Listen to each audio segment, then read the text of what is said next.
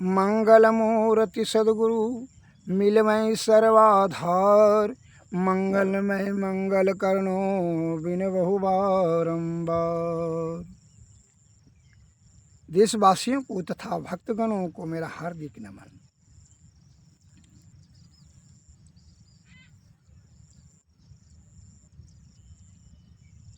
संत वाणी में एक शब्द आया है, मनोइच्छा सर्वनाशम दैवीच्छा परबले, राजकन्या राजद्वारे विप्र भालू भक्षके।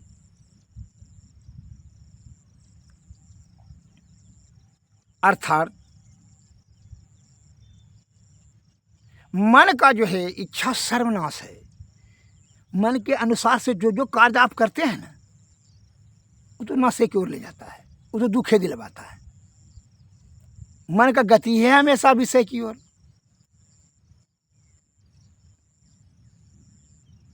तो मन का इच्छा सर्वनाश है, दैव इच्छा परबले, राजकन्या राजद्वारे विप्र भालू भक्षके। मैं एक लघु इस पर जो है एक कहानी है, वह मैं आपको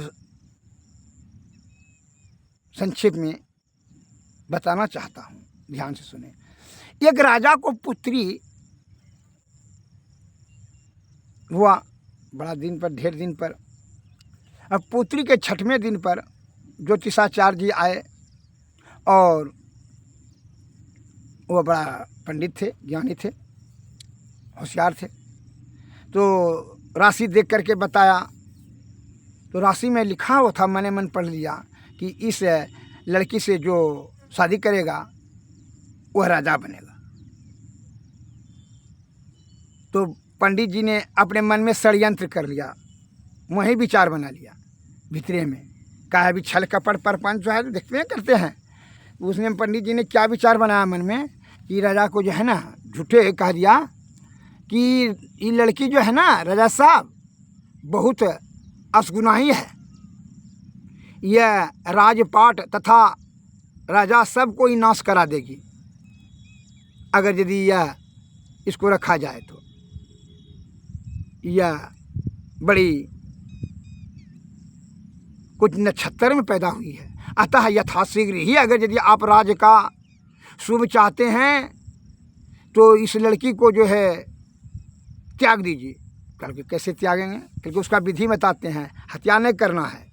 कहा है कि जो है बाल हत्या लग जाएगा, भ्रूण हत्या, बाल हत्या तो महापाप है, इसको हत्या नहीं करना था। करके सुनिए, एक लकड़ी का बक्सा बनवा लिया, उसी में इसको रख कर करके नदी में बहा दीजिए। कहा ठीक है। तुरंत जो है राजा तो भयभीत हो गया कि भाई राज का ही नाश हो जाएगा। तो राजा साहब ने जो है कहा कि ठीक है, लकड़ी का बक्सा बना करके वो लड़किया को बहा दिया। वो पंडित जी यह कह कर चले गए, कल के कल सवेरे आप ये काम कीजिए। कल ठीक है। वो पंडित जी चले गए और जो है लकड़ी का बक्सा बरमा करके राजा साहब ने वो अपनी बच्ची को उसी बक्सा में बंद करके बहा दिया।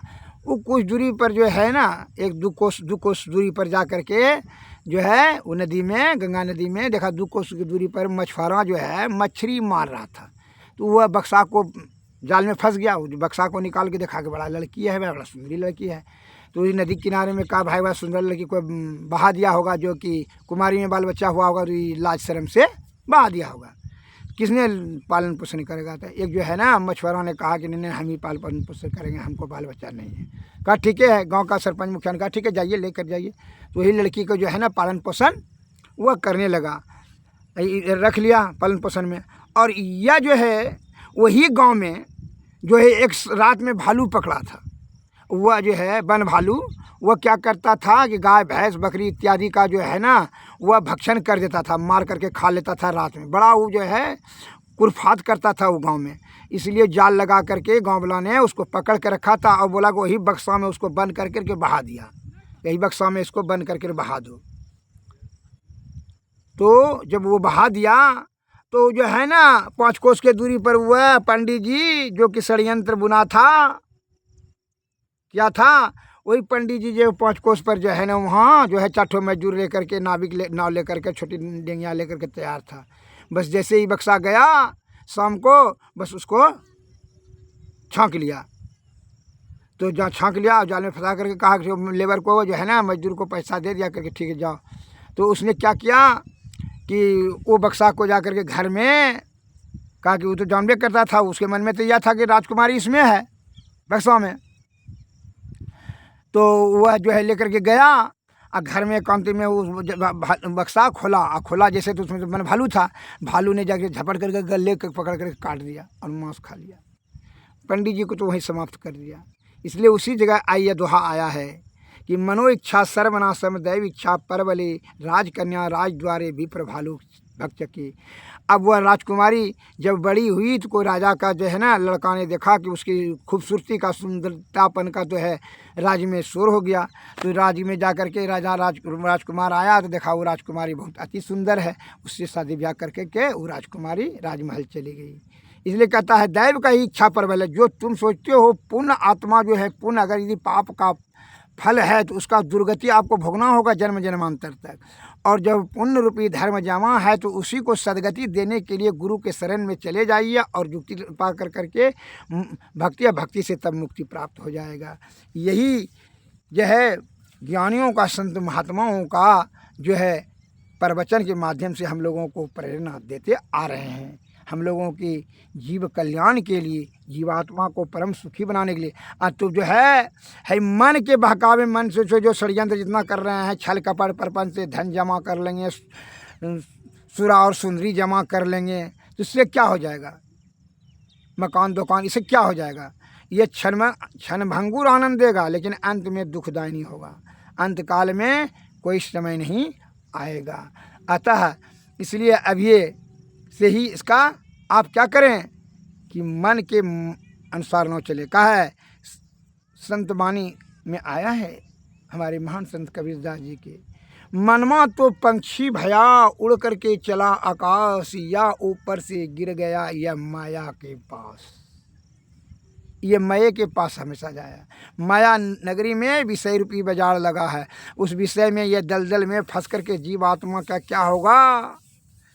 दुर्गंजन होगा, दुर्गति होगी, रोग शोक संताप, बुढ़प्पा जवानी, लाभ हानि, दाय दुश्मन, नाना प्रकार का जो झंझट पैदा होते ही चला जाएगा। अनादिकाल से वही होते आ रहा है। इसलिए अब की बार भूल न करें। कहा है बहुत अवसर आसीन कृपा कर करके प्रकृति ने हम लोगों को यह तन रूपी साधन दिया ब्रह्म तक पहुँचने के लिए, इसको न गंवावें। इसलिए गुरु से क्या करना चाहिए? तो यह सभी दुखों का मूल कारण क्या होता है? मन। तो मन निग्रह करने के लिए कह रहे हैं गुरु महाराज कि मन निग्रह के समर क्षेत्र में सन्मुख थिर डटना होगा, आओ वीरो मर्द बनो अब जेल तुझे तजना होगा, इसी जुक्ति से जगत जेल को सुन में ही तजना होगा।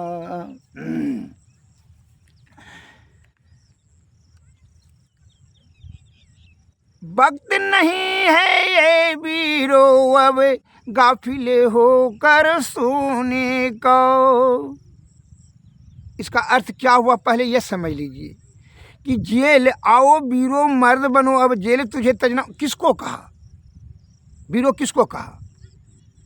हे जीवात्मा को कहा, हे वीरो तुम मर्द बन कर करके अब कला शुरू किससे? जेल ये है, यह विषय रूपी जो जेल है, माया रूपी नगरी जेल, इसको तजना होगा। का मन को निग्रह कर करके सन्मुख से डटना होगा। मन और अहंकार उधर और इधर जो है बुद्धि और चित्त, यह दोनों को जो है कह रहा है यह जन क्षेत्र है वहाँ भीतर में, यहाँ भृकुटी पर ये चारों में लड़ाई होने लगता है। तो दोनों एक पार्टी अलग होता है, मन और अहंकार और बुद्धि और चित्त अलग। इसमें कहता है कि यह जेल को अगर तजने के लिए मन से आप जो उसको परास्त करना ही होगा। इसलिए कहता है कि मन निग्रह के समर क्षेत्र में सन्मुख थिर डटना होगा, आओ वीरो मर्द बनो अब जेल तुझे तजना होगा, इसी जुक्ति से जगत जेल को सुन में ही तजना होगा। गुरुपद धर कर ध्यान से सूरो, गुरुपद धर कर ध्यान से सूरो, दृष्टि अड़ा दो सुषुमन में, मन की चंचलताई से बल कर कर के बचना होगा। वक्त नहीं है ये भी बीरो अब गाफिल हो कर सोने का। अब बिंदु रहा से निकल बहादुर, तम मंडल टपना होगा। तम मन होता है अंधकार मंडल। वहाँ क्या होगा, अंधकार मंडल से टपेंगे तो क्या होगा वहाँ, दामन दम कई चंदा चमकई सूर्य तपय ज्योति मंडल। और उस मंडल से आगे वीरो और तुम्हें बढ़ना होगा। इसी युक्ति से जगत जेल को सुन में ही तजना होगा। वक्त नहीं है ये वीरो अब गाफिल होकर सोने को। शब्द मंडल में सार शब्द है, शब्द मंडल में सार शब्द है, गुरु गम होकर धर लेना। गुरु महाराज कह रहे हैं उसी को धर लेना। शब्द मंडल में जिसको कहते हैं अनहदनाथ, उसी मंडल में सार शब्द होगा, उसी को धर लेना। ऐसी युक्ति से जगत जेल को सुन में ही तजना होगा। मन निग्रह के समर क्षेत्र में सन्मुख थिर डटना होगा। बिंदु रहा से निकल बहादुर, तम मंडल। बिंदु मन होता है यहाँ सूक्ष्म का, यहाँ दोनों भावों के बीच में भ्रिकुटी को बिंदु कहा जाता है। वहाँ जैसे हुआ तो आंख बंद करेंगे तो आपको तम मन हुआ अंधकार, अंधकार मंडल से टपने होंगे।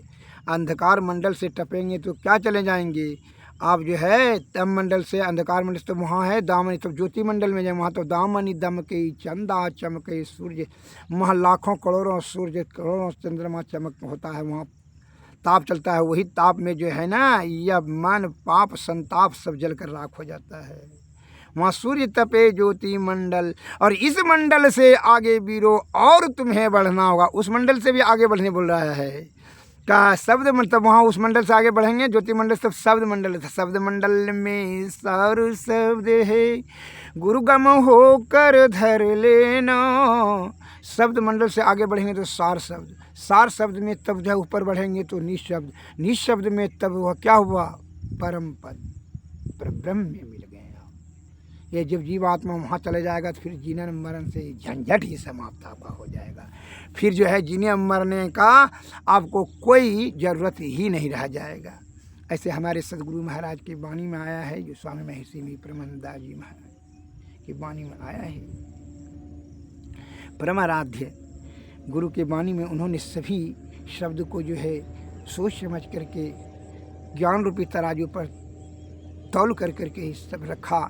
क्यों, यह जीवात्मा का परम कल्याण के लिए मनुष्य तन का जो है आवागमन का चक्कर से छूट जाएगा।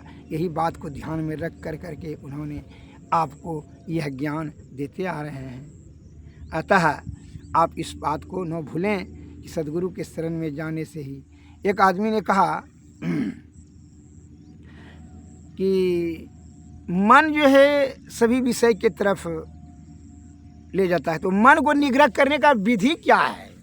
भजन से तो समझ में नहीं आता है कि मन निग्रह करने के लिए बोल रहे हैं, लेकिन मन निग्रह कैसे होगा प्रश्न उठता है मन में, जैसा कि आपको भी उठता होगा, ये कोई बड़ी बात नहीं है। तो प्रश्न पूछा कि तो मैं एक लघु कथा के माध्यम से बताना चाहता हूँ।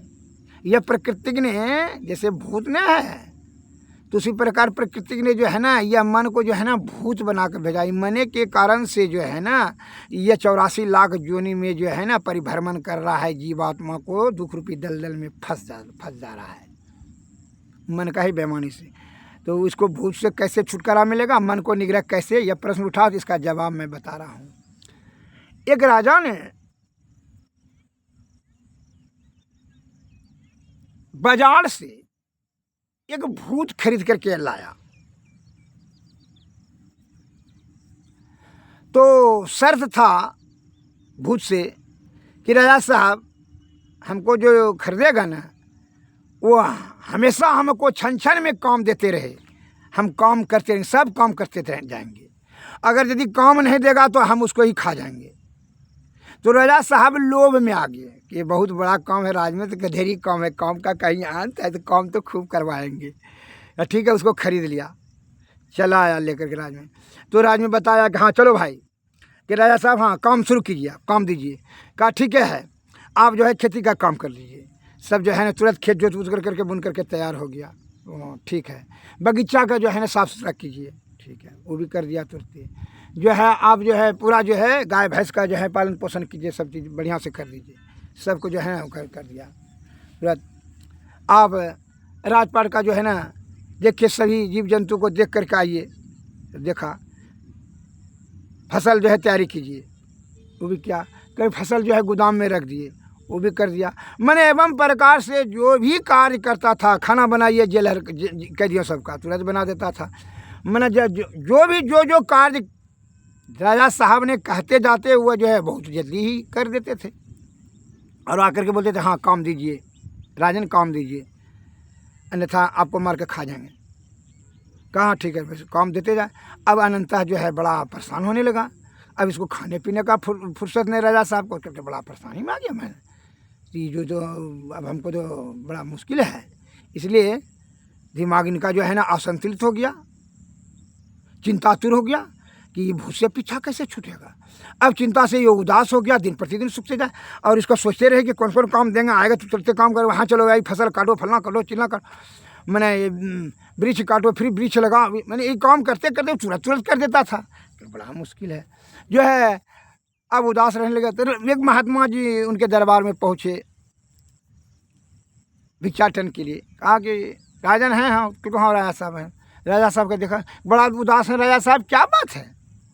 क्योंकि क्या कहें भगवान महात्मन, बड़ा हम भूत के चक्कर में पड़ गए हैं। एक तो भूत बाजार से लाए हैं, वो कहता है काम दो नहीं तो तुमको खाइए नहीं, जो काम देते तुरते तुरते कर देता है। क्योंकि तो इतने बात में आप घबरा गए, इतने सब काम है दो कौन है? क्योंकि वो काम करने के लिए गया है जो है ना फसल काटने, क्योंकि ठीक है आने दीजिए बैठते हैं, क्योंकि तुरंत हम उसको जो है ना काम देते हैं ना कि चिंता छोड़ दीजिए, मैं आने गया काम देते बतवा देंगे आपको। वो ठीक है बता दीजिए, बड़ी कृपा होगी भगवान अगर यदि महात्मन अगर यदि आप यदि इस भूत से पीछा करके तुरंत पीछा छुड़वा देंगे।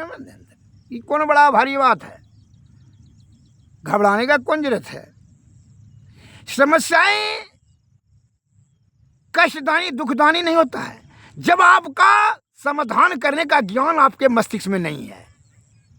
जब ज्ञान आपको आ जाए तो सभी समस्याओं का समाधान हो जाएगा। बहुत छोटा लगेगा, जैसे पानी में कोई गिर गया, वो तैरने के लिए जानता है तो हेल करके निकल जाएगा, तैर करके निकल जाएगा। जो नहीं जानता है वो जरा सा ये ज्ञान गुण के कमी के कारण से वो डूब करके मर जाएगा। उसी प्रकार ज्ञान के अभाव में विषया आसक्त होकर करके चित्त और बुद्धि को भ्रम में चला गया और मन और अहंकार को आगे कर दिया, जिसके कारण से जन्म जन्मांतर के जन्म मरण के चक्कर में 84 लाख योनि में परिभ्रमण कर रहा है जीवात्मा। इसके निवृत्ति के लिए हमको सदगुरु के शरण में जाना ही होगा। संत वाणी में एक शब्द भी आया है कि बिनु गुरु नार भवतरई न कोई, जो हरि बिरंची शंकर क्षमा होई। बिना गुरु का कोई भी निर्भव सागर पार नहीं कर सकता है। सदगुरु के शरण जाए सुचित आत्मा करके, उनका पूर्ण आस्था और श्रद्धा युक्त होकर करके तब उन्होंने कृपा करेंगे, कृपा से युक्ति बताएंगे, युक्ति से भक्ति सब मुक्ति। जैसे देखिए महात्मा जी ने क्या युक्ति बताए मन को निग्रह करने के लिए।